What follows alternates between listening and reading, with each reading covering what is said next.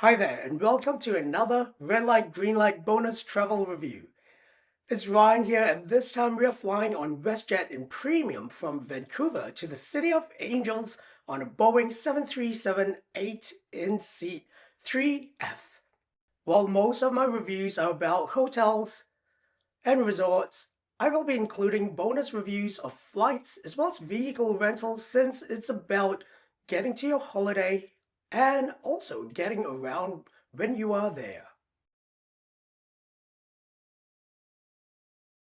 As always with my reviews, they are incognito so as not to influence the experience during my flight. So before you book that flight, come with me and let's check out WestJet Premium on the Boeing 737-8. And while we're at it, remember to like and subscribe below.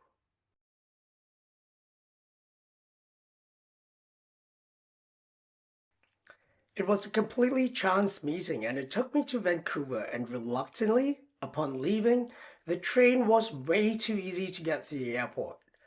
I really didn't want it to be such an easy way for me to leave my heart behind in this incredible city. Checking in was a breeze, and the special lane for premium passengers was totally free. Although it was a holiday in Vancouver, luckily, the airport hadn't yet gotten busy with people heading home. I don't blame them. And before I knew it, I was sobbing over some airport breakfast, wondering what I was doing. Am I totally nuts for leaving Vancouver? I opted for an early flight and decided that I was going to arrive later and not bother about venturing into an airline lounge before my flight.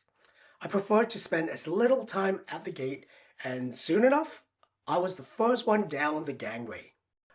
The flight was on time with doors shutting at 8:31 a.m. and it followed by a quick pushback 4 minutes later, taking off right after taxiing at 8:45.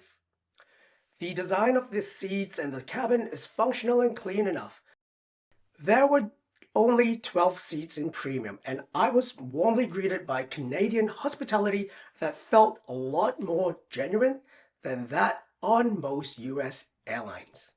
The premium cabin definitely felt nicer than Jetstar's business and even Scoot Plus. It had a 2x2 layout.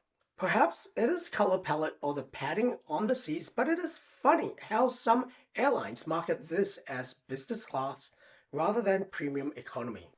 Each seat had their own armrest on one side, and adjoining the neighboring seat, the double armrest allowed each of us to have our own half with a cute indentation, creating a netted pocket with a bottle of water awaiting us, and this provided a little bit better comfort, especially for anyone carrying a little more padding down below.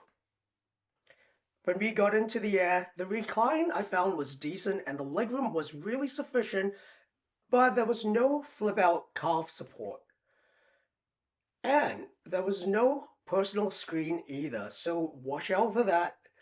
In its place, there's an unusual void where that would have sat, and there's also a little pocket where you think that that would be a ledge for maybe a personal device like an iPad or iPhone.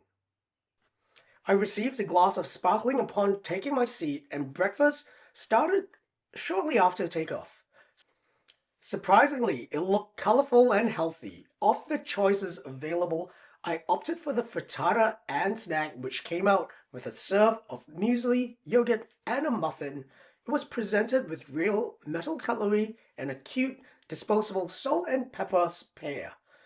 I guess that's the North American extent of spice. The meal also included coffee, tea, water, and basic wine options. There was no drink menu, but the crew were happy to provide me with details when I asked for it, and everything was served in proper glassware and cups. In the last row of premium, I felt like this was basically a part of economy. My window seat 3F really reclined into the other side of the Perspex divider, which then kind of hovered right above my forehead. The aircraft felt well loved yet well preserved. I think this was an older plane with the dark blue headrest rather than the newer off-white ones. It is worth noting that no headphones are provided either, so if you've forgotten yours, the in-flight entertainment is available via the WestJet app as well as in-flight Wi-Fi, but using it on your own device would be pointless unless you are happy for everyone to listen to what you are listening to. Don't do that. So this was a wonderful 3-hour flight, and for the final verdict, I give WestJet Premium Class a green light. Getting a comfortable wide seat that has decent recline and to be served with real glassware and real cutlery over a tasty breakfast makes the difference and is worth the upgrade.